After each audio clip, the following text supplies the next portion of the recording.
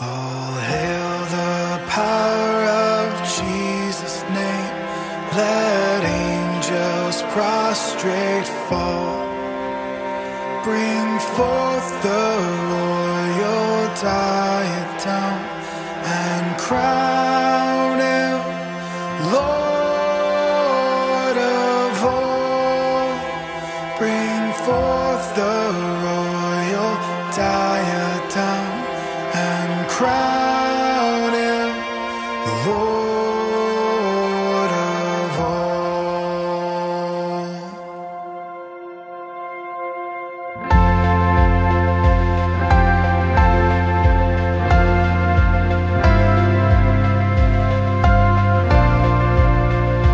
O seed of Israel's chosen race, now ransomed from the fall. Hail him who saves you by his grace and crown him Lord of all. Hail him who saves you by his grace and crown him Lord of all.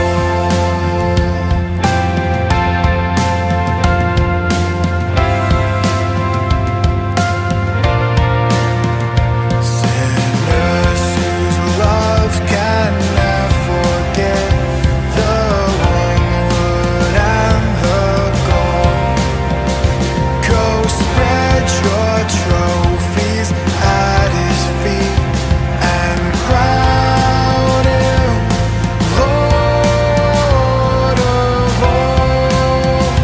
Go spread your trophies at his feet and crown him Lord of all.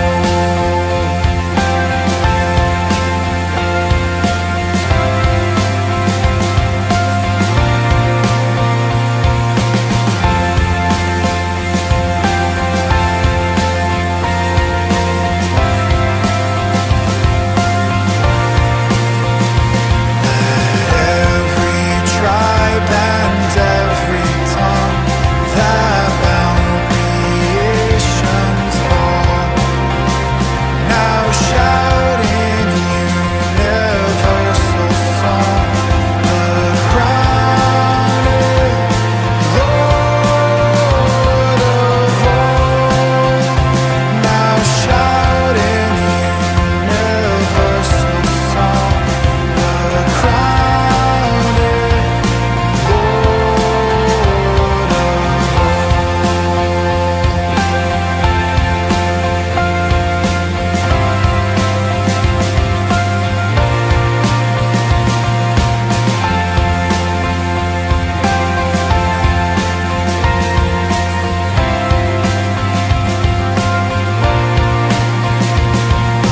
that with yonder sacred throng we at his feet may fall.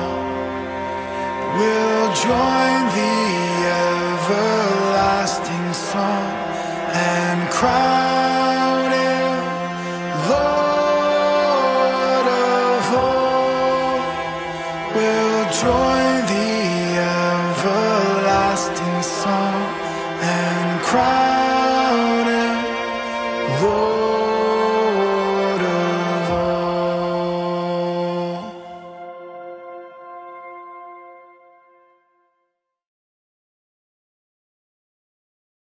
Ang mapagpalang umaga po sa ating lahat. Nagpapasalamat tayo sa Diyos na tayong lahat ay binangon ng maayos sa ating paggising at sa umagang ito sinasamahan niyo kami sa ating online prayer covenant tuwing Lunes hanggang Sabado dito sa St. Paul United Methodist Church. Sa umagang ito, hayaan niyong basahin ko mula sa Aklat ni Mateo, talatang 2 mula sa verses 2 hanggang 3, tapos tatalon po tayo from 9 hanggang 13. At ito pong 12 hanggang ito pong sinasabi. Panahon ng paghahari ni Herodes sa Judea nang ipinanganak si Jesus sa Bethlehem. May mga pantas mula pa sa silangan na dumating sa Jerusalem. Nagtanong-tanong sila, nasaan ang ipinanganak na hari ng mga Hudyo? Nakita namin sa silangan ng kanyang bituin, kaya't naparito kami upang siya'y sambahin. Nang mabalitaan ito ni Haring Herodes, siya'y naligalig, gayon din ang buong Jerusalem. Pagkarinig sa bilin ng hari, sila'y nagpatuloy sa paghahanap. Ang bituin na nanguna sa kanila mula pa sa silangan ay tumigil sa tapat ng kinaroroonan ng bata. Ganun na lamang ang kanilang kagalakan nang makita ang bituin. Pagpasok sa bahay, nakita nila ang bata sa piling ni Maria na kanyang ina. Nagpatira pa sila at sinamba ang bata. Inihandog din nila sa kanya ang mga dala nitong ginto, insenso at mira. Nang papauwi na ang mga pantas, nakatanggap sila ng babala sa pamamagitan ng panaginip na huwag na silang bumalik kay Herodes. Kaya't nag-iba sila ng daan pauwi. Pagpalain nawa tayo sa pagkabasa ng mabuting balita mula sa Diyos para sa bayan ng Diyos. Sa umagang ito, ang aking binasa ay ang journey ng Three Kings. No? Ngunit hayaan nyo na gamitin ko ang kwento as a background para po sa ating pag-usapan ang trusting the process. Alam natin na lahat ng bagay ay ginagawa ng Diyos. At alam din natin ang kwento ng mga pantas. At gaya ng naikwento, nakarating sila kay Jesus higit sa 1 taon pagkapanganak nito. Sapagkat hindi nga nila alam kung saan at kailan talaga ipinanganak si Jesus, ngunit alam nila ang prophecy at they trusted their instincts. Marahil the Holy Spirit or marahil dahil sila ay mga astrologists. Sa pag-aaral ng mga bituin, ginagamit nila ito upang matukoy ang mga pangyayaring nangyayari na, maaring mangyari pa, kung hindi lang sa isang bansa, pati sa mga tao. Kung kaya, nang makita nila napakaliwanag na star, nag-isip sila na may mangyayari at kailangan namin sundin kung saan talaga tumututok yung star na yon, at sinundan nga nila. At higit marahil na 1 taon din silang bumiyahe. No? At nung natunghayan nga nila sa Bethlehem. At doon, pumunta sila kay Herod muna para magbigay galang dahil birang hari, at sinabi nila ang purpose nila para nang makarating sa Bethlehem. At nang sila'y ulit bumiyahe para maghanap, nakita na nila si Jesus. At alam naman ho natin na bago bumalik, ang mga pantas ay nanaginip sa isang babala. Bilang mga astrologists at marahil ay very very superstitious sila at alam nila na ang mga panaginip na dumarating sa kanila ay maaring totoo. No? At base pa sa sinasabi ng kahit ba sinabi ni Herod na bumalik at sabihin sa kanya kung nasa ng sanggol, sabi sa kanilang panaginip, wag na. At kaya nag-decide sila na mag-iba na lang sila ng daan palabas ng Bethlehem. At wala sa kwento, ngunit alam natin na binigyan din nilang babala si Jose at si Maria. Kung kaya naman umalis sila sa Bethlehem at kaysa bumalik sa Nazareth, tumuloy sa Egypt. Ang paniwala pa, ang mga binigay na mga pantas at mga iba pa maari na tumulong sa kanila ang ginamit nila upang makarating sa Ehipto at dun manirahan pansamantala. No? This story has us understanding that the process of a process. For the three kings, it was finding Jesus. They did not know it was Jesus, but they knew there was a prophecy that said about him. So they went, even if, because they wanted to confirm na talagang totoo yung prophecy. and they relied on their instincts nung nakita nila ang star. At hindi sila nagmadali, hindi sila nag-give up kahit matagal ang biyahe, sapagkat naniniwala sila. Ganyan din ho tayo. God has us remember that everything is done for His purpose and never to harm you. Sabi nga in Romans 8:28, has us say that God is in control. He wants us to do the purpose He has called us, even as early as in our mother's womb. Katulad na lamang ni John the Baptist, naalala nyo, sa pagbubuntis ni Elizabeth. Ang pagdalaw rin ng Angel Gabriel kay Mary sa pagbubuntis naman niya kay Jesus. But God also wants us to prepare and be willing kung ano man ang doon, no?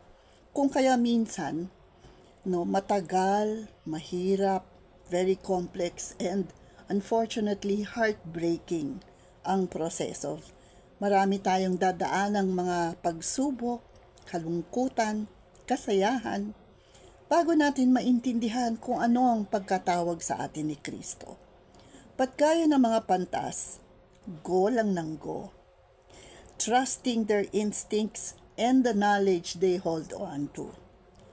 Tayo at present, what has God said? As we go through a pilgrimage of life, no, let us trust the process. Madalas sabi ni Lord natin sa sarili natin, ano ang gusto ni Lord para sa atin? Bakit ganito? Bakit ganyan? Pero nasabi nga sa isang Sunday school lesson, kesa tanungin mo bakit, tanungin mo si Lord, Lord, ano pa ang dapat kong gawin? Ano pa ang aking dapat matutunan?